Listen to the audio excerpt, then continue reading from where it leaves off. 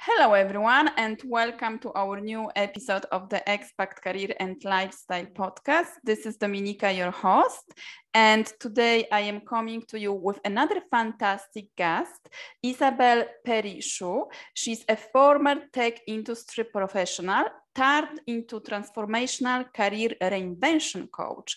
And her mission is to help people do the work they are meant to do so they can bring their unique contribution to the world. She was born and raised in France. She has lived in 5 countries and 2 continents, and currently she's living near San Francisco in the US. So welcome, Isabelle. I'm happy to have you here with us today. Thank you, Dominika. I'm really excited to be here with you. We are excited too. So tell us, because you lived in many countries and in 2 continents, so you changed your life and your career. So tell us a little bit more about you. How was this transformation for you on your professional level and also on your personal level? Mm-hmm. Or do you want to hear my story or more, the different, how I went into living in different countries? Yeah, more your story. Yeah, tell it a little bit your story. Yeah, and you will see how I end up living in different countries so that. Exactly. So, so it's interesting. I grew up in France, in the southwest of France, on a farm. And as a kid, I was an emotional kid. I was a lot of intuitive and emotional intelligence, very sensitive, good at empathy. And in France, when I went to school, in France, and you may know that because you live in France right now, but in France, what is really valued is a lot of the rational intelligence. Everything analytical, rational. France is the countries of the philosopher Descartes. I think, therefore I am. So it's all about rational thinking and knowledge. Mm-hmm. This is a lot of what is valued in the culture, not the only thing. And so in school in France, when I went to school, this is a lot of the type of intelligence that was valued, rational thinking, analytical thinking, and in my family as well. So when I went to school, I didn't know better. So I fitted in what I was expecting of me to fit into, to be successful, to be more rational, analytical, because I didn't have any model that really reflected around me my way of being and my type of intelligence. And I end up choosing education and my career path based on the same thing, based on rational intelligence. So I ended up studying information science, and then going into user experience research and in the tech world, in the internet. And it's how, in the meantime, I moved to Canada, to Montreal in Canada, and then later to the US. And and I was working, I was pretty successful overall, but working hard because I was not really operating for my main kind of type of intelligence. I was still trying to fit into that mold. I wasn't aware that I was doing that. I was just repeating what I learned in school and in my childhood. Mm-hmm. And then on the side, while doing that, I discovered a passion for self-growth, self-discovery. Who am I? What are my talents, my passion? And I remember when I was in Montreal, like just loving doing that on the side, reading books and journaling about that. And even I remember a time when I was in my apartment in Montreal, sitting on the couch, and I even remember it, journaling. And mm-hmm. Suddenly I thought, oh, what if I could do that for work? What if this could be part of my work and I would help people, discover really who they are, what their talents, because it was very transformational for me. However, in my head, it was like, it's not possible because it was conflicting with what I learned was supposed to be success and career, and it didn't fit what I learned was supposed to be work and career. So I kind of dismiss it. And then in the meantime, I moved to the US, to California to work for Yahoo in the tech industry after that. And when I was excited, this is a new country, my dream coming true. And however, the consequences of me not operating from who I was and my main intelligence starting to take a toll on me. So this is when I started feeling sad, depressed at work. I was wondering what's wrong with me, because I was trying to fit the model of what I was supposed to be and look like. And I remember even a time where I was calling I had to call my therapist during a work day because I was just down, and I was remembering what's wrong with me. And I was thinking I was not intelligent enough, and I had to fix myself. And that was really a painful, really painful time in my career that I've experienced for quite a while at that time. So this was like the conditioning of your country, of your education. So the conditioning I took, because there is no model reflecting my type of intelligence. And what happened then is that a few years after that, Yahoo was going through downsizing, so there were layoffs, and I got laid off from Yahoo. And initially that was a shock, because I was like, how am I going to stay in this country, because my working visa was tied to my work. And at the same time, when my manager told me, there was a part of me that like, thank goodness. That was like a relief, because I was so tired of trying to be somebody I was not in my work. And so this is how things turn around. And then, I realized that dream that I had back in Montreal, this is time for me to do something about it. If I don't do it now, it will never happen. And in the meantime, while, learning more about myself, I realized that for all these years, I had operating from what I call the wrong blueprint. I was trying to operate from a blueprint or intelligence that was not mine. And I realized I needed to change that, otherwise I would never be happy and successful in my work. So this is when I ended up going back to studying coaching and psychology and psychotherapy, and then started my business about 8 years ago to do what I'm doing now, and helping people, kind of professional leaders who have been successful in their career like I was, but they reach a point where they cannot do it anymore. They want to do something meaningful, and they're stuck because they are often stuck in the old conditioning they took from family, from society, from their culture about what success is supposed to look like. And I really help them get out of that to find what is their true meaningful work. So like based on your experience, because we are all conditioned by our families, education, and also the country, the values of the country that we were born and raised. What are like the specific challenges? So you describe it like from your own story, but like working with your clients, like what challenges, like specific problems do you see when we have this conditioning for a long time in our professional life? How this is like impacting our choices, our well-being, or like our professional development? Yeah. So I see that a lot in my clients, and I would say about 30% of my clients are expat or first or second generation immigrants. So I see that a lot for them. I see also for all of my clients. But what I see often, and to give you an example, I have someone, I have a few clients in the past from China, often first or second generation immigrant. And every country, have their own version of conditioning. And in China, I don't know China very well, but what I find out through, their story is that there is a lot of pressure, to be successful, especially when you are second generation immigrant. Like in the US, there is a pressure from parents. You have to be, they want their kids to do what they maybe were not able to do. And to be successful, you have to be a lawyer or a doctor. But especially being a lawyer, I've seen that for a few of my Chinese clients. For some reason is that.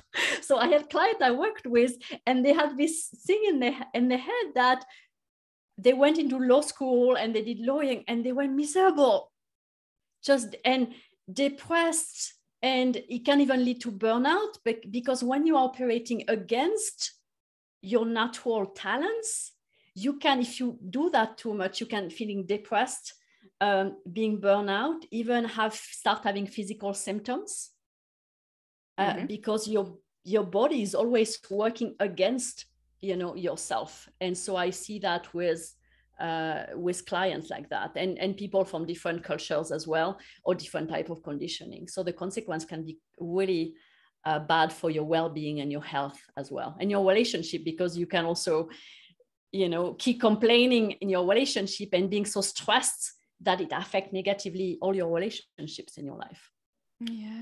Yeah. So like solutions, how do you work on that? How we can like get rid of this conditioning that we have from our culture, or from our parents? How to work on that? Like, what is the solution? How do you work with your clients? Yes, on that. Yeah, definitely. You don't want to stay stuck in there. Yeah, exactly. and the way to do it is to go back to what I call your true self blueprint. And most people never learn that at school or anywhere else.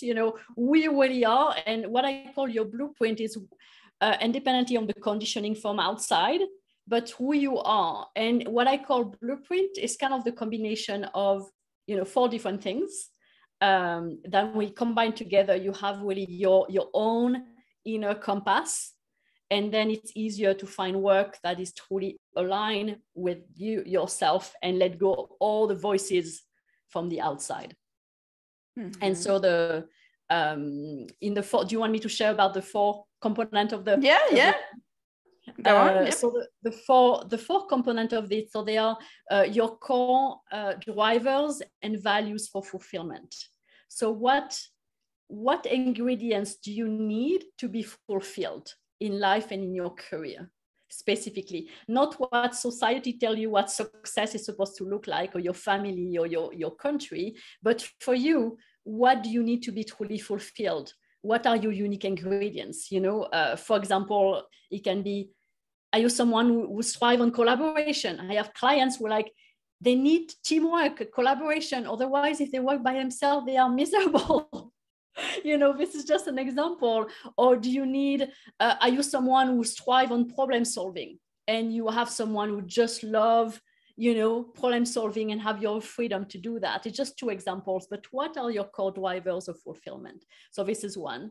The second one is, what are your natural innate talents? What are you naturally good at? Not what you learn in school you should be good at, not the skills you learn that not necessarily align with you, but what are your innate talents? Like in my case, the empathy, emotional intelligence, it's natural in me. So what are they for you? The third one is your true passion and interest. What are the things you are truly passionate about? Not what you think you should like, but really what lights you up from the inside. And then the fourth one is really what the impact you are here to make.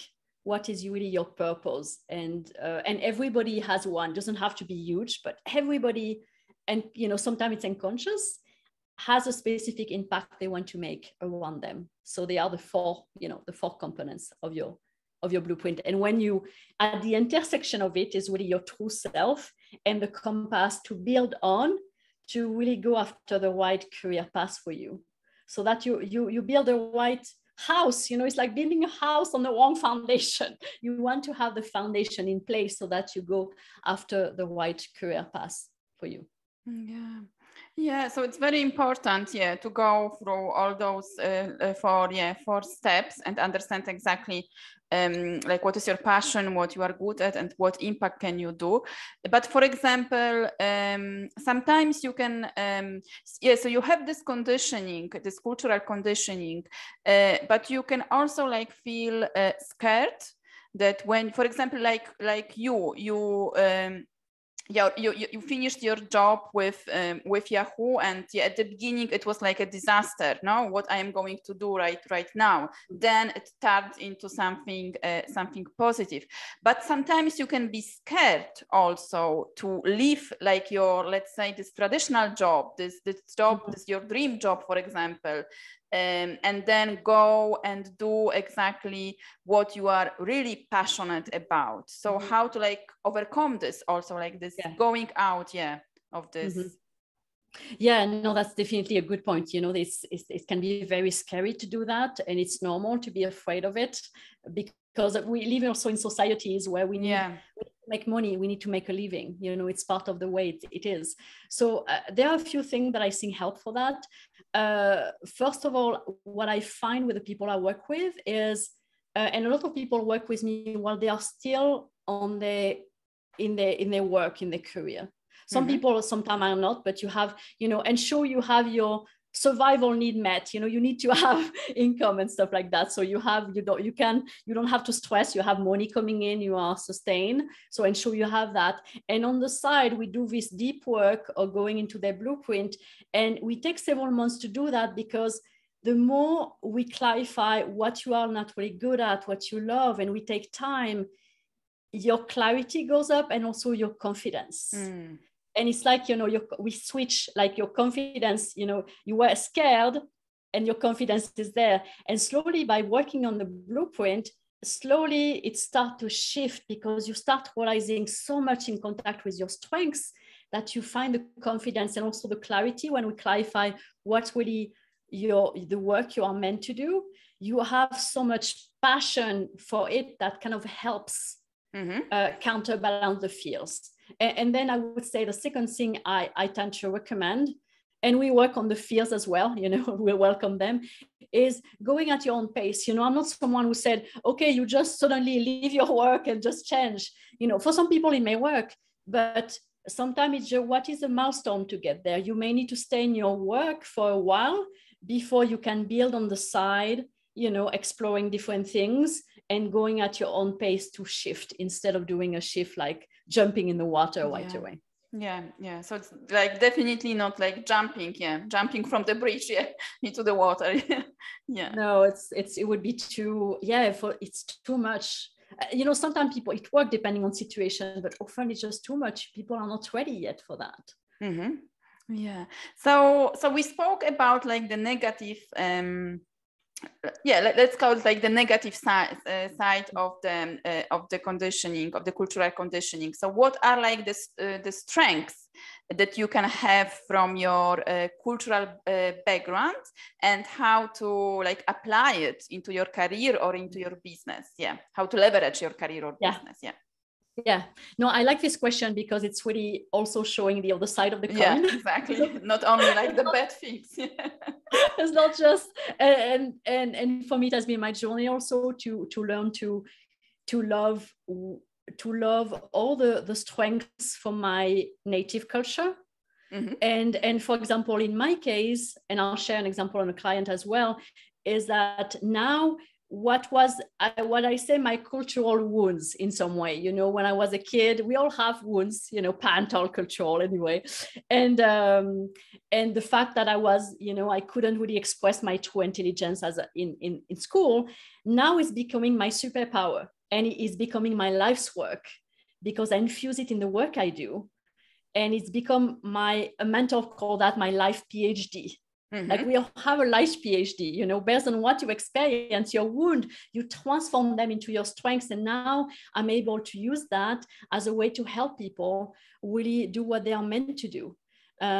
So it's the beauty of it. And I had a client from China, and I have other clients from other country, but I'm thinking about her in particular because she was born just before the one-child policy in China that, had people could have only one child, and it was devastating, especially for girls, because they all wanted to have a boy. So it was just devastated for women and girls.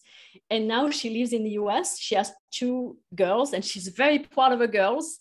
And her life purpose, we discover, is actually to help girls and women with education and careers. So she transformed, based on her cultural wound, it became her life purpose. So there is a beauty in, all the things you've gone through, in your life can become your biggest superpowers in your life. And I would say the other thing also is, and I'm sure you know that as well, you have the strengths of all the cultures. So you can really bridge cultures, and you have the strengths. For me, I have the strength of rational intelligence. People say my process is very scientific because I bring the intuition, but also all this analytical intelligence that I learned in France. I bring it to my work. So you can bring the strengths of all the different countries you live into. This is a gift. So you can combine all this background that you like have by living in different countries and also in different continents, So Yeah. yeah, it's important like to not get confused. Also. Yeah, definitely. I'm sure. I don't know if that's been your experience. I know you have lived in different countries. If you have, pick up along the way all the strengths of all the different countries you've lived into. Yeah, beautiful. Yeah, it's very interesting how we are like conditioned by our countries, families, and also like the society and education that we have, and how this is impacting our career. Mm-hmm. So in your experience, yes, so you say that it takes like a little bit of time, but if someone is like want like a fast solution, is there like a fast solution to like a fast let's say exercise or something that we can do and change our conditioning in a fast way? First, I can give you some quick things to start. The process. I need to change the whole conditioning. It's hard to do it fast because it's like sometimes it's years or 10 years. Yeah, but something to start. Yeah, something to start with to really go back to what I was calling your true blueprint. So there are a few different things, but one of the things you can do if you are listening and wondering where do I start, you can look at a moment in your life. So think about a moment, either in your career, in your life, it doesn't matter. Whether it was also, it happened yesterday or it happened 20 years ago, a moment where you were doing something you really enjoyed. That you were in the flow, you were doing something you liked. It doesn't have something you enjoy, but something you kind of like and you enjoy. And in this moment, you remember feeling good about yourself, enjoying what you were doing. So think about a moment like that and ask yourself, and relive this moment, go back into it as if it's happening now, and ask yourself, oh, what did I love about this moment? What made this moment so good for me? And whether the type of people I was around, the type of things I was doing. And this is a great way to start looking at what you need to be fulfilled.